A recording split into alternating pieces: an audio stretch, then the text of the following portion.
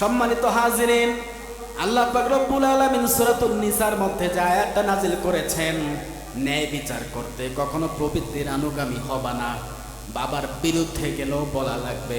কথা বলেন ঠিক কিনা? বিশেষ করে সব থেকে অবিচার চলে আমাদের সমাজে, সব থেকে অবিচার চলে পরিবারে। রাষ্ট্রের কথা বাদ দেন পরে।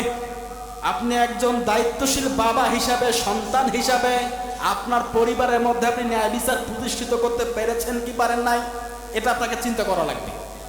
আমি লোকটা বাবা হিসাবে কেমন সন্তানের প্রতি ইনসাফ করতে পেরেছি, আমি লোকটা স্বামী হিসাবে কেমন আমার স্ত্রীর প্রতি কি আমি ইনসাফ করতে পেরেছি, আমি লোকটা সন্তান হিসাবে কেমন আমার মা বাবার সঙ্গে কি ইনসাফ করতে পেরেছি, আমার প্রতিবেশীর সঙ্গে কি ইনসাফ করতে পেরেছি।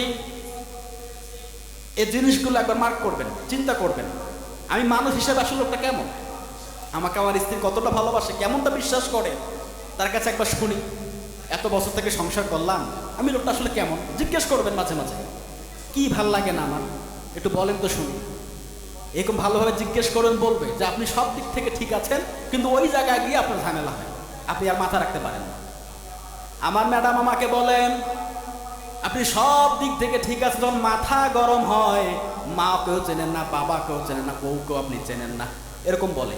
তবে এটা খুব বদ অভ্যাস, এটা খুব খারাপ অভ্যাস। এটা রাগ এমনটা হওয়া যাবে না যে রাগে ক্ষতি হয়, ঠিক কি না? কিন্তু আমার অন্যায় দেখলে মাথা ঠিক থাকে না। সেদিন মাকেও বলেছি, বাবাকেও বলেছি যেমন হয়েছে, অথচ অন্যদের বিরুদ্ধে। মা বাবা অন্যায় করলে তাকে বোঝাবেন, সম্মান দিয়ে তাদেরকে বোঝাতে হবে, ঠিক কিনা? বেয়াদবি করা যাবে না, সম্মানে বোঝাবেন।